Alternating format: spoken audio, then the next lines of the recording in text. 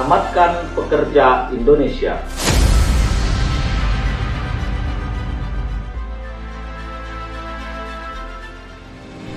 Kemudian lemburnya itu perharinya 50.000. Itu ditandatangani dalam sebuah perjanjian.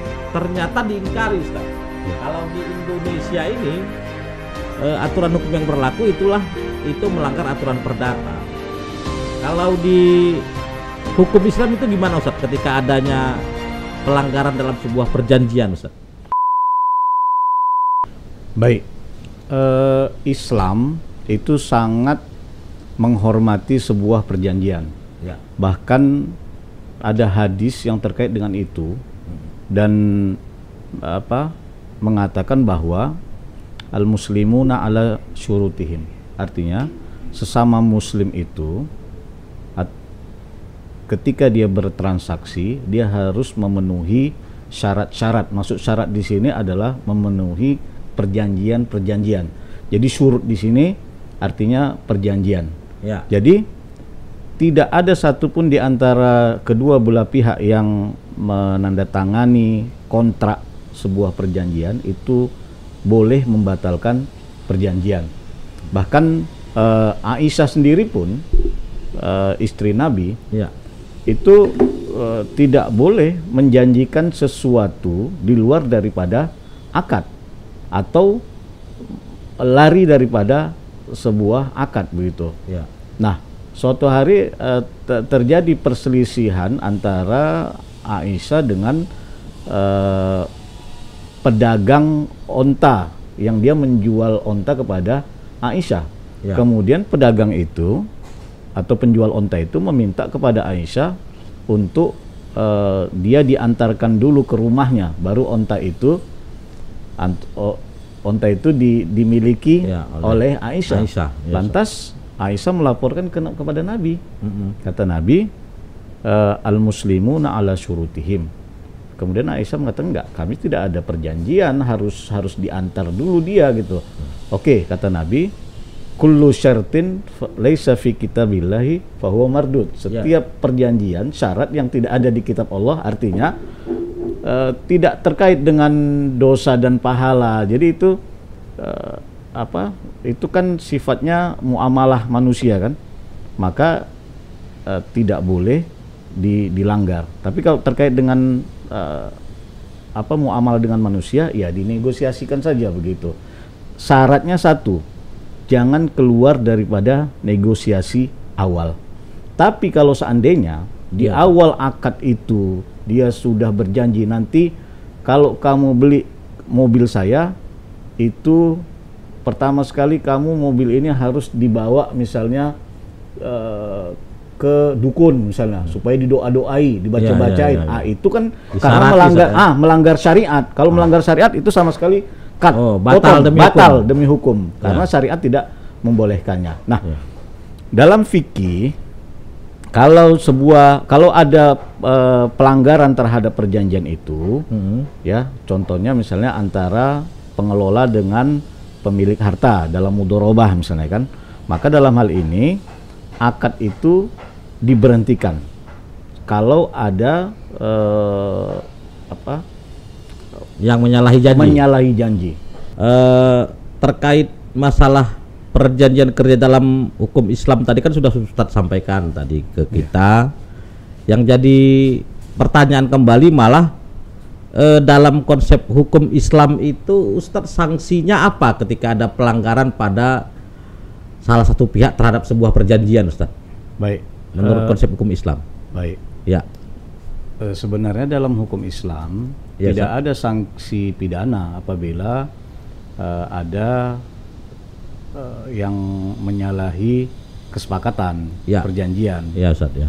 Ya.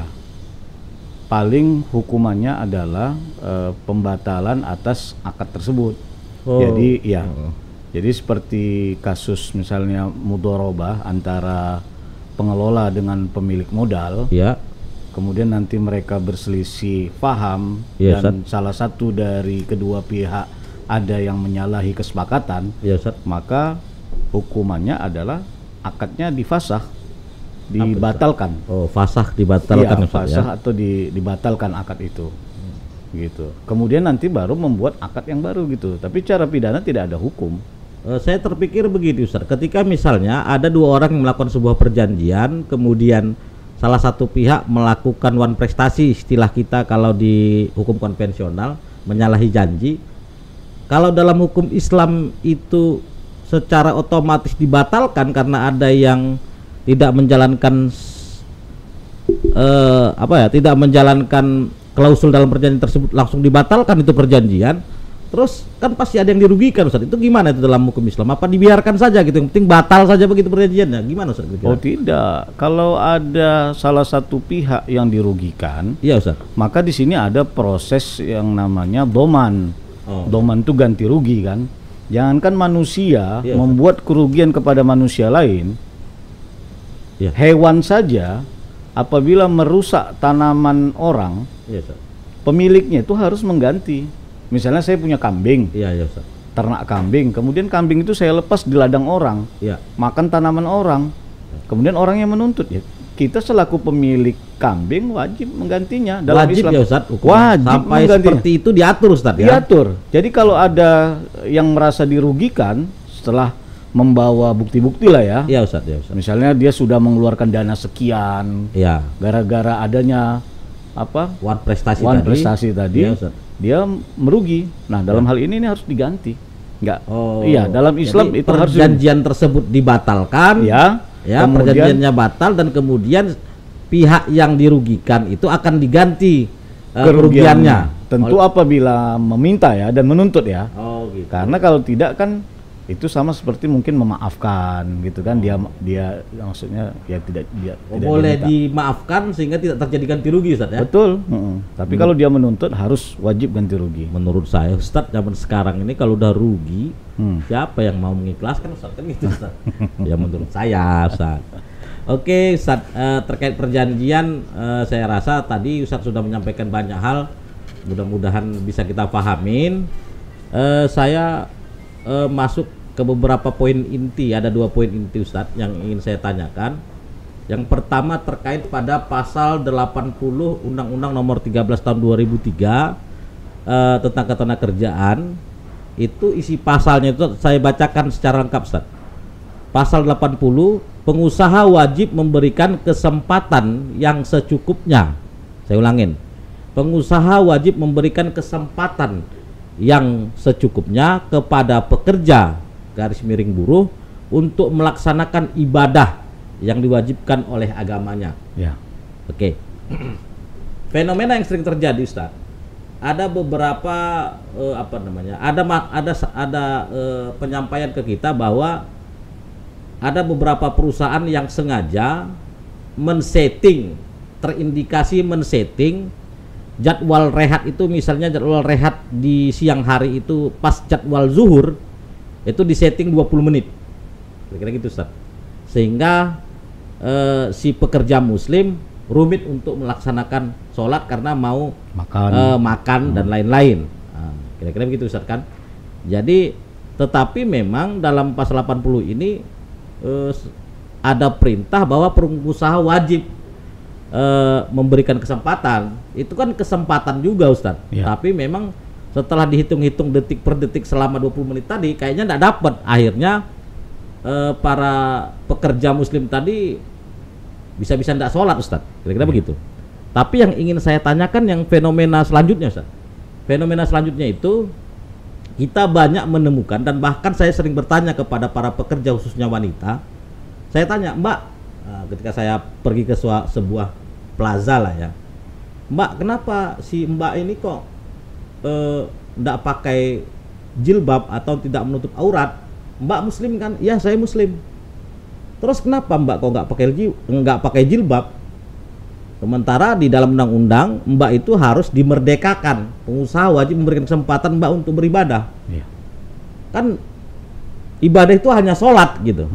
Makanya saya bingung, apakah menutup aurat itu merupakan ibadah, Ustaz? Kalau itu nanti Ustaz nyatakan merupakan sebuah ibadah, berarti kita semua tahu bahwa pemakaian jilbab, pakai jilbab dan menutup aurat itu masuk di dalam pasal 80, Ustaz. Jadi para pekerja wanita nantinya para pekerja perempuan nantinya tidak takut untuk menutup aurat mereka dalam pada saat mereka melaksanakan pekerjaan, Ustaz. Ya. Jadi pertanyaan saya, menurut Ustaz, dalam hukum Islam atau dalam pandangan Ustaz, dalam hukum Islam itu menutup aurat ini ibadah atau tidak, Ustaz? Ya, baik. Saya kira saya tidak akan menjawab masalah sholat ya, karena kalau sholat itu sudah pasti ibadah. Hanya saja mungkin masalah waktu yang disediakan. Saya kira itu relatif lah. Ada yang makannya cepat, kan? Ada yang memang orangnya lambat gitu kan? Ya, jadi yang normal lah ditetapkan oleh perusahaan.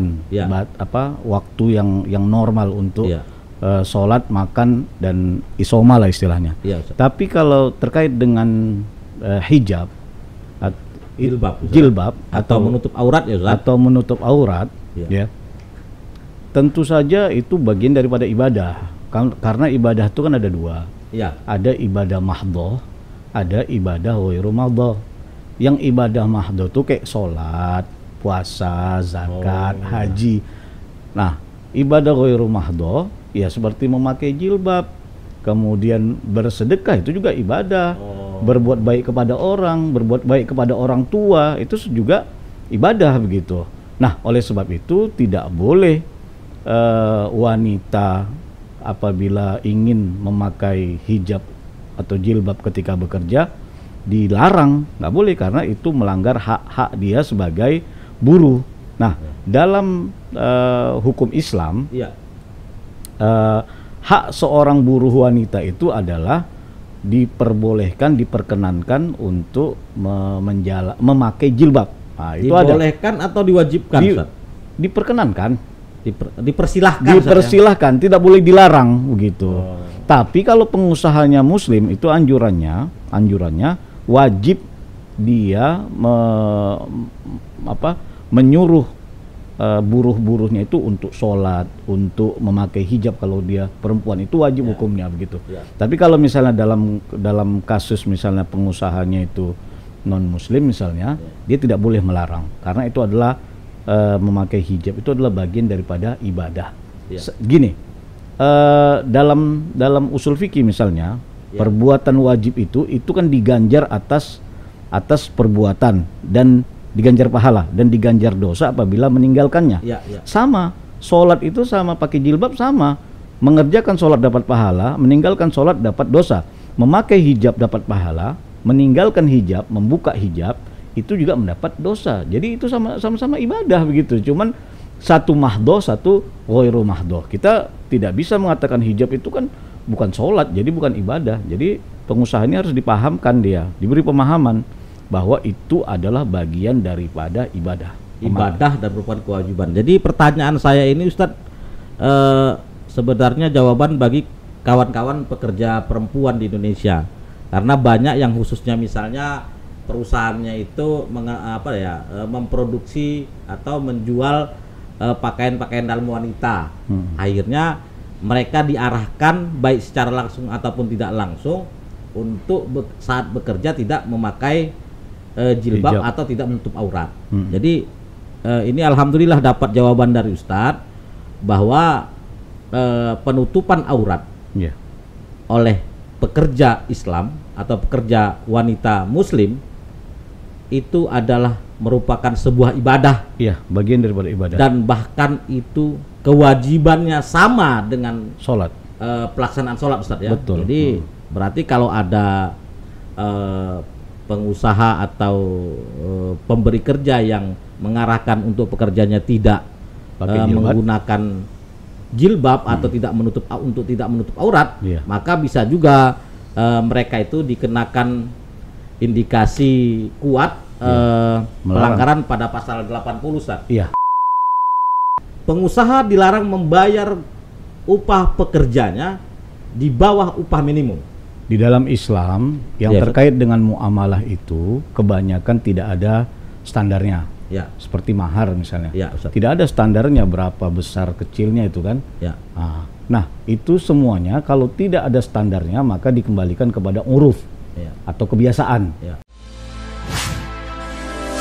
Selamatkan pekerja Indonesia.